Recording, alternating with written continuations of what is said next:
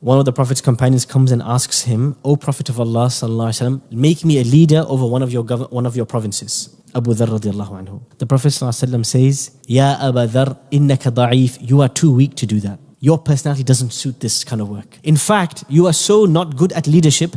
Never judge between two people and don't even take charge of an orphan's money. You just do the things you're good at, please. Because if you enter the area of leadership and judgment and responsibility and custodianship, you're going to mess up. You're not built for this. Stay in your lane. Do what you're great at doing. And so the Prophet ﷺ created a complementary society where each person found their calling and then went all in on the thing they were great at. And they used it for the service of Allah. If you just do what others did before you and you do everything that people are doing around you, you will forever be a sheep, a zombie, live life on autopilot if you don't question, why am I doing this thing that I'm doing? A lot of us listening to this are in jobs that are not meant for them. Find themselves in environments which they just followed other people into. Go to a hookah bar, go to a shisha bar and do a poll of the 10 people there. Why did you come here, bro? The bro said, innit? Raw, the Akis told me to come here, innit? I remember once in Pakistan and they pulled up one poor guy and they interviewed him and said, why are you burning tires? He goes, I don't know, man. Everyone's burning tires. I thought, you know what? Why not? People, they do not question why they are doing things. They just follow others blindly. Anybody know the story, the childhood story of a man who took a large number of people and drowned them in the sea? They just followed him. The Pied Piper of Hamelin. It's a famous story they used to tell. Now children don't listen to stories. They watch like Peppa Pig, wal-iyadhu billah, on YouTube. But there was a time when we used to read stories as kids, like fables and this kind of stuff. And they tell this famous story of a man called the Pied Piper of Hamelin who would play this particular flute. I'm not saying music is permissible. And a bunch of children followed him, and he walked until he collected all the children in the town and he walked straight into the sea and they all drowned. It is not a story about music or flute. It is a story of how people follow the crowd to their own destruction. Go to university and ask someone, why are you studying medicine, bro? My dad told me, innit? Why are you here? Why are you doing this? Why are you in this job? Why are you... Everything that you do, if there is no why to it, then know that you are walking yourself into a moment where you will eventually regret why you are here. Everything we do must be with purpose. And so every one of us must ask ourselves, what is my specific purpose on this earth? Yes, everybody's here for worship and life is a test and Allah created us to have mercy. But me, specifically, what is my purpose? Do you think that everyone has a specific purpose?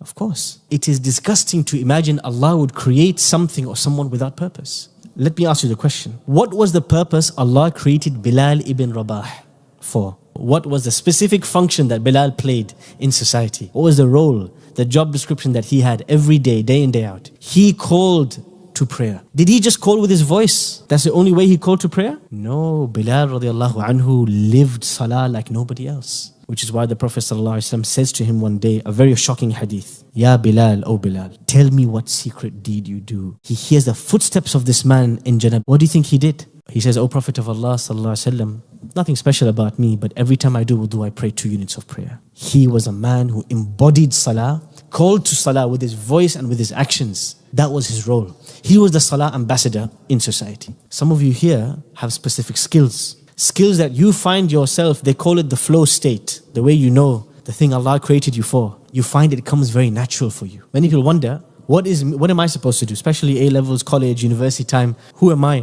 What am I meant to do on this earth? Ibn al-Qayyim rahimahullah has a book called Tuhfatul Mawdud bi Ahkam al-Mawlud. It's about parenting and the rulings around children. And in that, he has a section around how to help your children find their purpose. And he says, try out different things with your children. Get them to do reading, writing, memorization, horse riding, archery, swimming, and just observe them. If you see that they very naturally take to horse riding and physical activity, etc., let them do that. And if you see them instead naturally curious, intelligent, asking questions, memorizing, reading, wanting to learn, wanting to study, wanting to know what's deeper, prepare them for ilm and knowledge. So Ibn al-Qayyim, rahimahullah, he would not do what most South Asians do, which is when their child is born, they say, this one will be a doctor, engineer, lawyer, accountant. No, he said, watch them, observe them, see what naturally comes to them, and then push them towards that, invest in that, because that's the thing they will do amazingly. Now, did the Prophet ﷺ do this? Or did he force people to do things against their nature?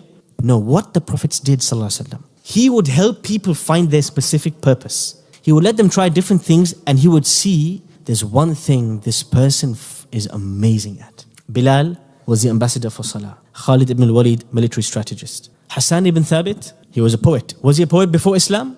Yes. He was one of the greatest of poets. What happened after Islam? He found his role as the PR wing for the Prophet ﷺ. You know, today, or back in the day, or in recent times, there was such a thing as rap battles. They would use poetry recited very quickly in order to attack one another. Same way, the Quraysh would use poetry in order to attack the Prophet ﷺ. And Hassan ibn Thabit would prepare the response, the press release. That was his role. He used his skill that he already was great at, he was already phenomenal at, but now he's using it for what? For the establishment of the deen, for the building of this world, for the service and the worship of Allah subhanahu wa ta'ala. Many of us think that the only way to serve Allah is all of us have to become scholars. But not all of us are made that way. Not all of us find that natural. Not all of us find that easy. We were all made for different things. Allah placed within us different talents, different skills. And the greatest moment in your life is when you realize this is what Allah created me for, and now I'm going to go all in and I'm going to serve Allah through this. What was Aisha radiallahu anha extremely talented at? Knowledge. Aisha radiallahu anha was one of the greatest scholars from the Prophet's companions. She had extremely photographic memory and audio memory. She would memorize, you say something, one sentence, she's memorized it. That's not normal. If you have that skill, please become a scholar. Yes, there are people like that. They have abnormal memories. They have phenomenal intelligence. They should use that for the purposes of serving Allah through knowledge and scholarship. But there were other female companions of the Prophet ﷺ. Anybody can tell me what were the roles and purpose played by other companions, female companions of the Prophet ﷺ?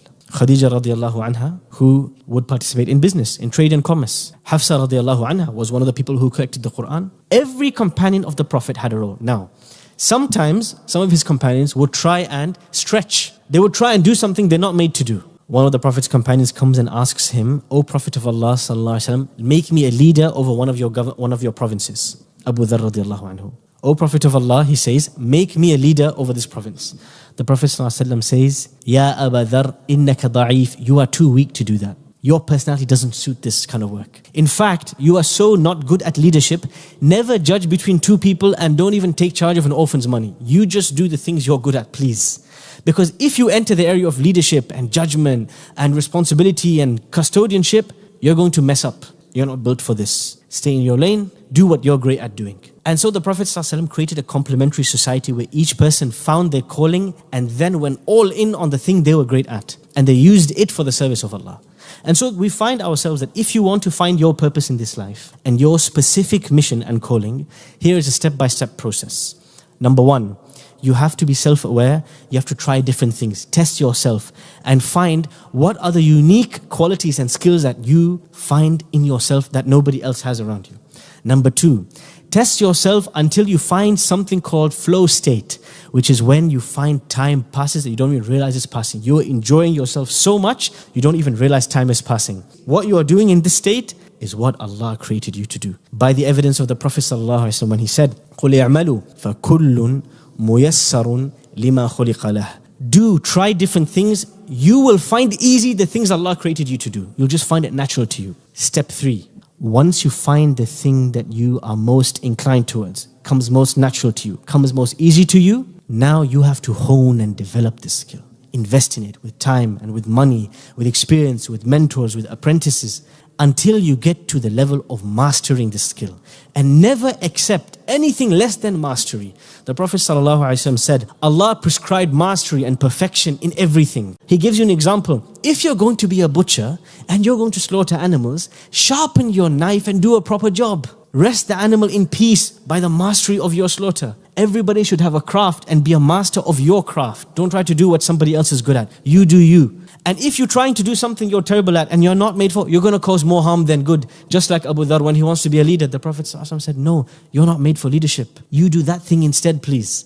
The Prophet ﷺ, he developed his Sahaba to be masters at what they did. Never ever allowed them to do something halfway. If you're going to be a scholar, be the best scholar there is. If you're going to be a horse rider, be the best rider. He would push them, he would challenge them until they reach a level of mastery and a level of ihsan, and he would never accept anything less than ihsan. So there is a journey to mastery, a journey to ihsan. Step 5, use the skill you have developed for the sake of Allah. You have to look for a gap where you can slot in the ummah.